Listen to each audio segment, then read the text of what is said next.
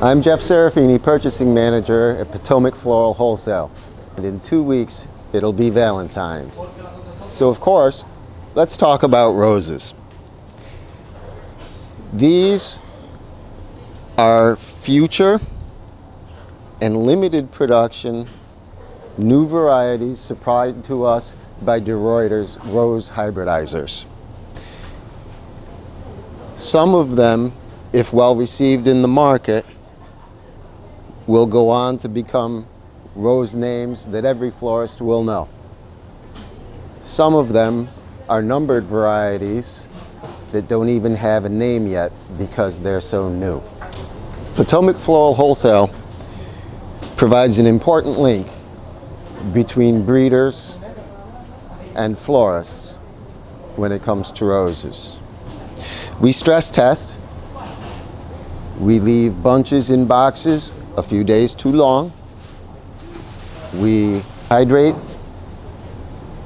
and provide stems and pictures. You may have seen some of these varieties on Instagram last week. And we display for our customers and our salespeople to critique. These stems have been in water for more than a week and a half. It takes years for a rose variety to get to this stage. But that's just the beginning.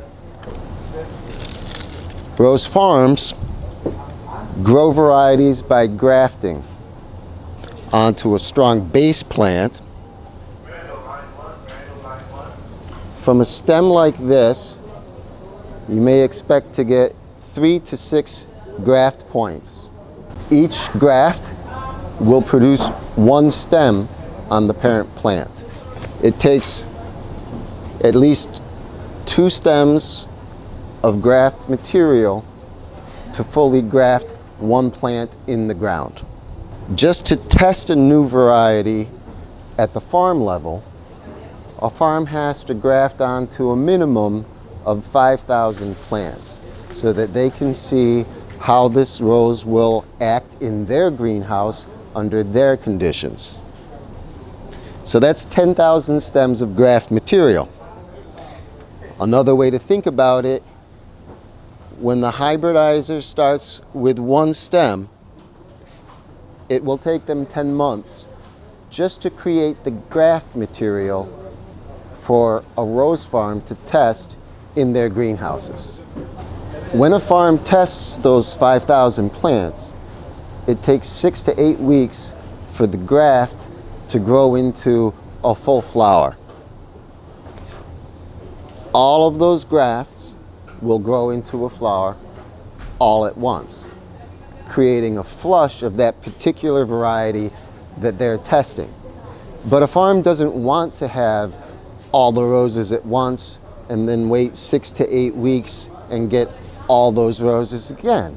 What a farm wants to have is a steady, constant production of that variety. So after the first flush, it prunes and selectively staggers the stem development to eventually create constant production. That process takes another 8 weeks. So the breeders spent years creating GF 120015. If they like the characteristics of the plant, which De Ruyter's does, they will then take this and propagate it to make plant material for a greenhouse to test. That's a year. The greenhouse will test those plants 5,000 at a time and then stagger the production to get to a normal state of affairs so that they know and can decide whether or not they want to do full production. And if the greenhouse wants to do full production, it's another 8 weeks when they make all the new grafts on all of the new plants. From start to finish, minimum, it's a year and a half from this point to being available in the marketplace in any kind of volume for florists. This brings us to Valentine's Day. Because the one time of year that the growers want to have a flush is when you have red roses for the holiday. In December, growers will start to pinch the plants to create all of the stems growing all at the same time to be available to harvest all at once for Valentine's Day, which is why sometimes red roses are scarce in December. After the holiday, it's another 6 weeks before the plants can be back on a normal schedule because of the production that they were used for to send us all our red roses.